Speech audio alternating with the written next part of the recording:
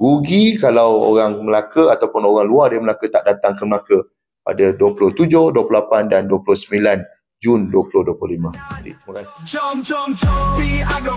Ini mungkin jadi rezeki.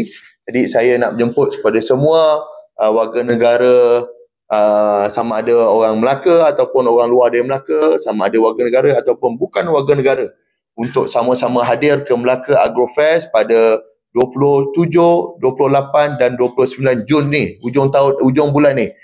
Macam-macam ada.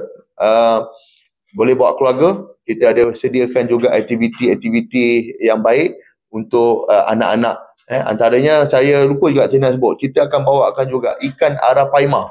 Antara yang ikan terbesar oleh Jabatan Perikanan. Jadi mereka boleh tengok bagaimana ikan arapaima tu secara live, dan juga boleh tengok lembu sador secara live, dan pelbagai lagi macam-macam. Kalau nak sebut tak selesai ni.